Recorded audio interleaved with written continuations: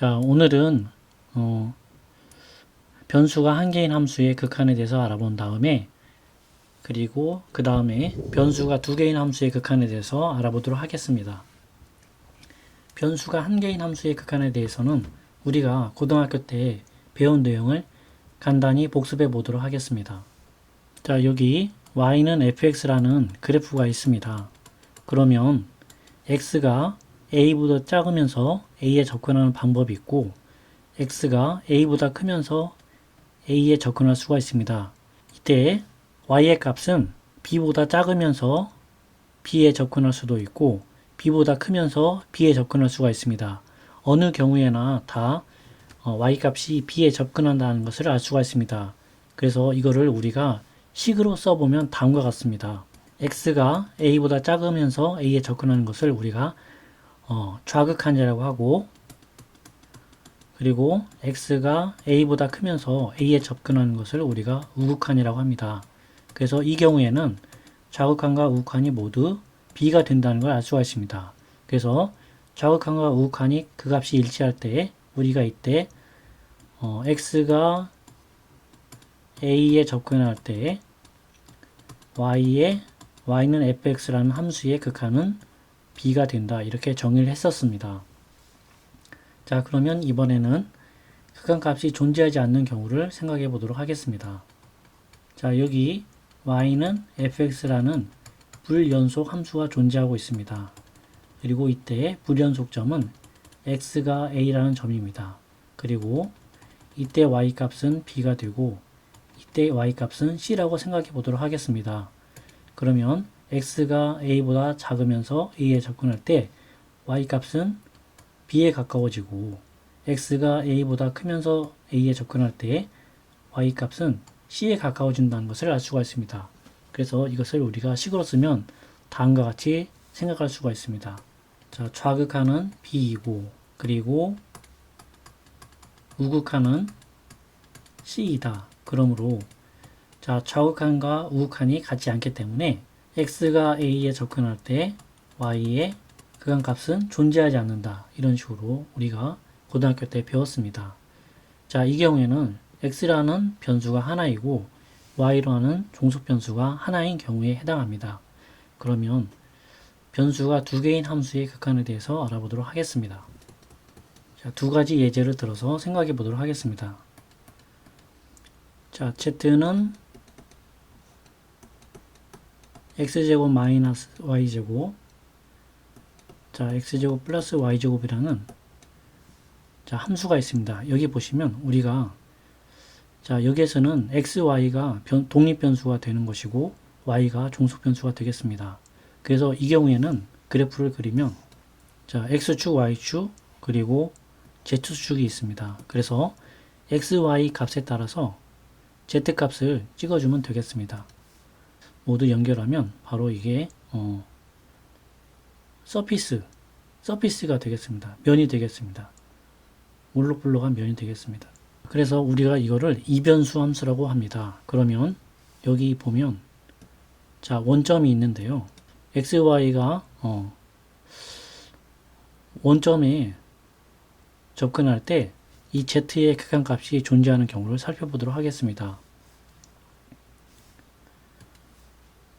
자, 그래서 우리가 그것을 다음과 같이 표현할 수가 있습니다.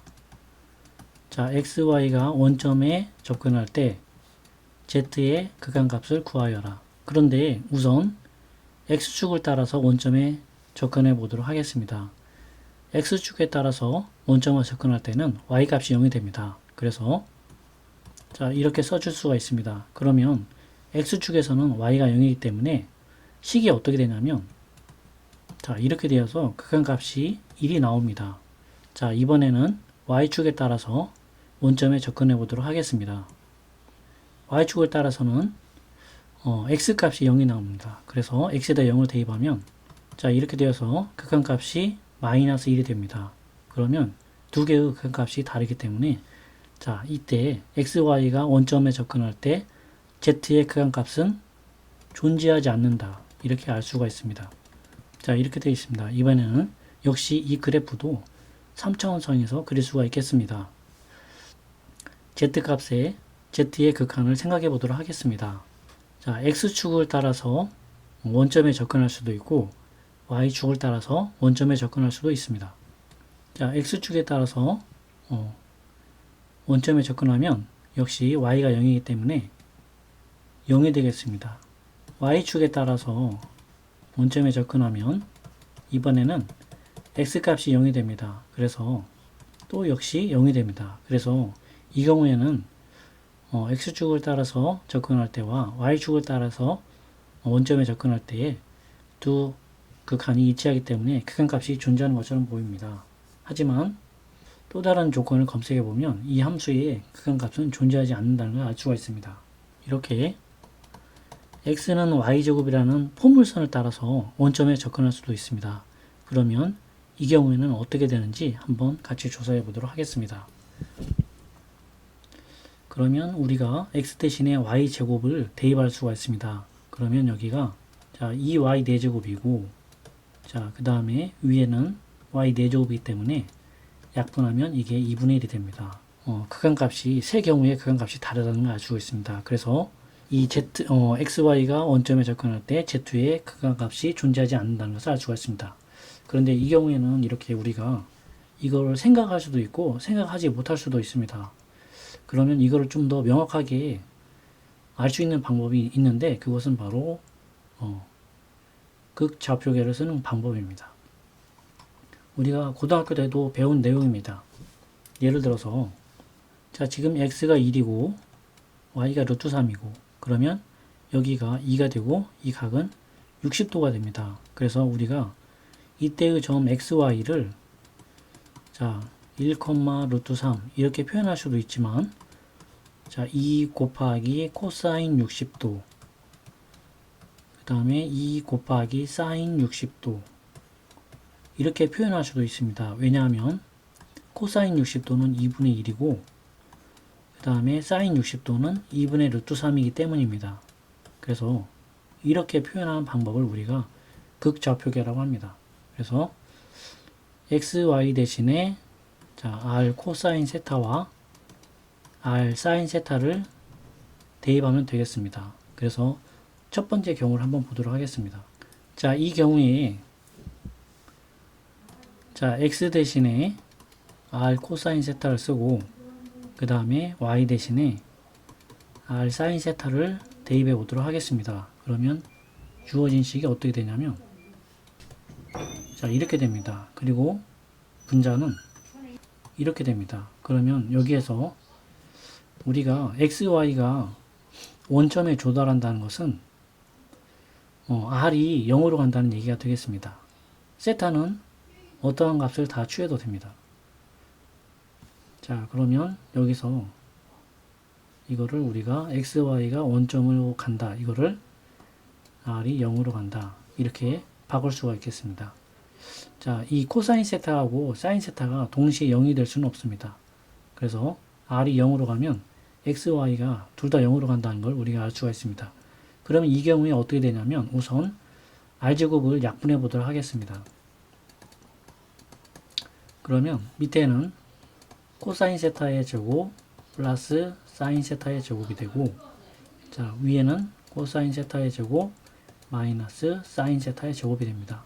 그러면 분모가 1이기 때문에 이것은 어떻게 되냐면 결국 자 코사인 세타의 제곱 마이너스 사인 세타의 제곱입니다. 그래서 이거는 여러분이 기억하실지 모르겠지만 삼각함수 공식에 의해서 코사인 2세타 이렇게 나타낼 수가 있습니다. 자 이것은 이 함수의 극한이 바로 코사인 2세타가 된다는 것인데 자 세타 값에 따라서 여러가지 값을 다 가질 수 있다는 의미가 되겠습니다. 그래서 우리가 이렇게 경우의 수를 일일이 따지지 않고도 극좌표계를 쓰면 이 함수의 극한이 세타 값에 따라서 여러가지가 되기 때문에 결국 xy가 원점에 접근할 때 이 함수의 극한은 존재하지 않는다는 것을 바로 알 수가 있습니다. 자 그러면 두 번째 경우는 약간 복잡한데 자 한번 같이 살펴보도록 하겠습니다. 역시 이 경우에 여기에서 자 x 대신에 자 r 코사인 세타를 쓰고 y 대신에 r sin 세타를 대입해 보도록 하겠습니다. 그러면 이게 어떻게 되냐면요.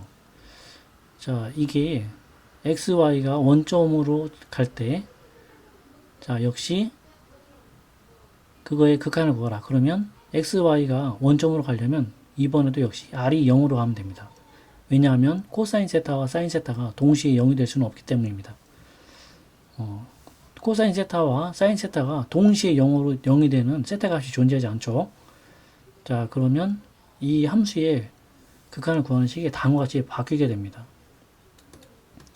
r이 0으로 갈 때, 자, 여기다 대입을 하면 r제곱, 코사인 제곱, r 4제곱, 사인 4제곱, 그 다음에 위에는 r 코사인 곱하기 r제곱, 사인 제곱, 이렇게 됩니다.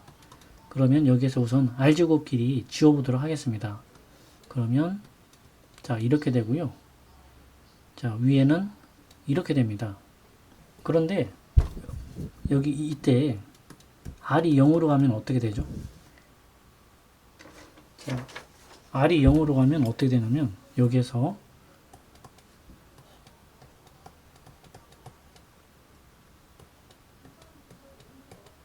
이렇게 됩니다. 그러면 이게 이렇게 되어서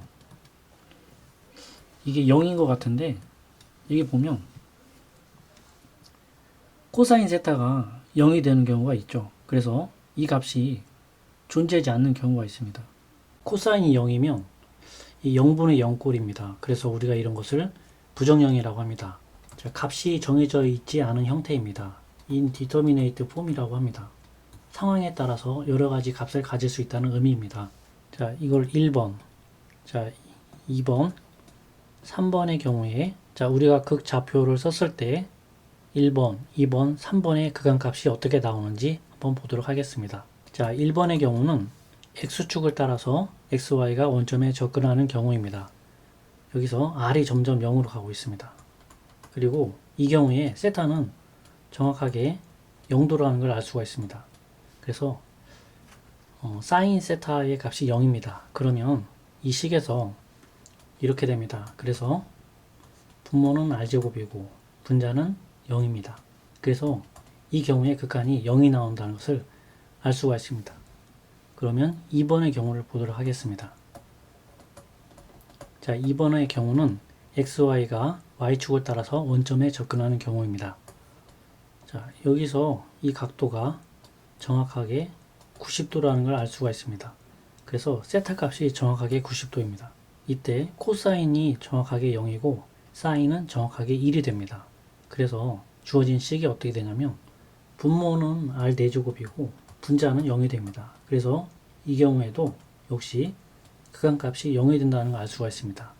그러면 3번을 한번 보도록 하겠습니다. 자, 이번에는 x는 y제곱을 따라서 xy가 원점에 접근하는 경우를 살펴보도록 하겠습니다. 자, x는 r 코사인, y는 r제곱, 사인제곱이 됩니다. 그래서 여기서 r이 사인제곱분의 코사인 이렇게 나옵니다. 그래서 이 값을 이 식에 대입해 보도록 하겠습니다. 자, 원래 여기 r제곱을 하면 자, 이렇게 되고요. 그 다음에 여기는 r 4제곱이기 때문에 자, 이렇게 됩니다. 그리고 위에는 r 세제곱 코사인 사인제곱이 되니까 r 세제곱은 이렇게 되고요. 그 다음에 여기다가 코사인 사인제곱을 곱해줍니다. 코사인 4제곱분의 코사인 4제곱이고요.